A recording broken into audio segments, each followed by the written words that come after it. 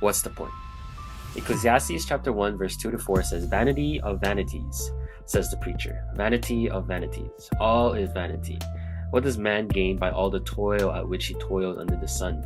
A generation goes and a generation comes, but the earth remains forever." Why are we here?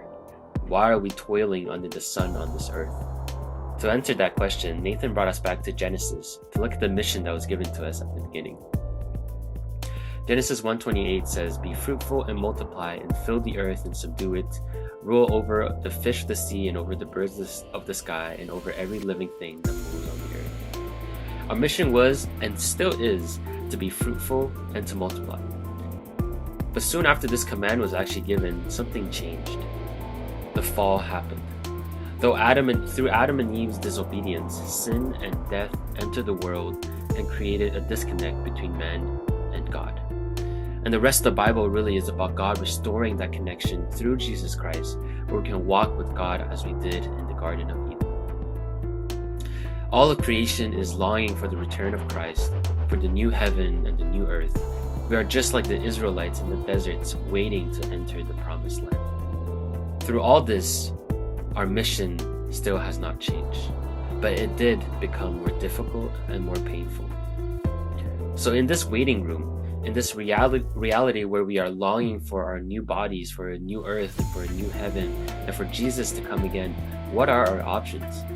Nathan gives us a few. We can quit, we can give up, we can try to reach a different destination, but which one? And will it fix our problem? We can act as if nothing is wrong. We can act as if you're perfect and actually show it off.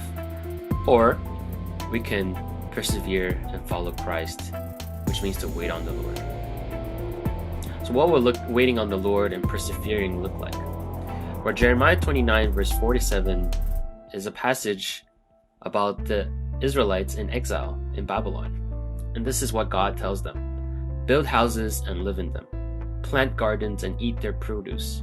Take wives and fathers, sons and daughters, and take wives for your sons and give your daughters to husbands, so that they may give birth to sons and daughters and grow in numbers there and do not decrease. Seek the prosperity of the city where I have sent you into exile and pray to the Lord in its behalf, for in its prosperity will be your prosperity." God did not tell the Israelites to do nothing until their deliverance.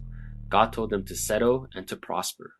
Even in exile in Babylon or in Montreal, we are called to be productive, to seek the prosperity of our city, to be fruitful and to multiply. So we have a purpose. We are not called to do nothing.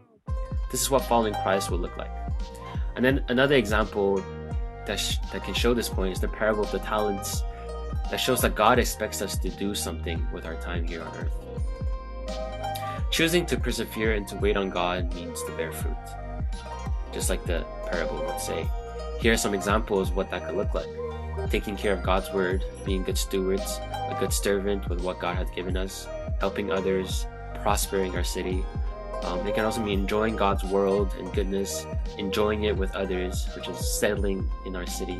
Make something useful for yourself or for others, and live out this physical and spiritual gift that God gave you for His glory. Literally, talents that God gave. So this is our purpose during this exile. But let us not forget what Jesus said in John 16 verse 33. "I have told you these things so that in me you may have peace. In this world you will have trouble, but take heart. I have overcome the world." In this exile, in this waiting room of sorts, we are not without hope. The victory is guaranteed, and so we long for this new dimension differently. We long for it with peace and hope and assured victory. So how can we connect this teaching to our lives? How does it play out practically? Well, in 1 Corinthians chapter 9, it writes, "Therefore I run in such a way as not to run aimlessly. I box in such a way as to avoid hitting air." Because of Christ, we don't run around aimlessly. Everything is not vanity or useless.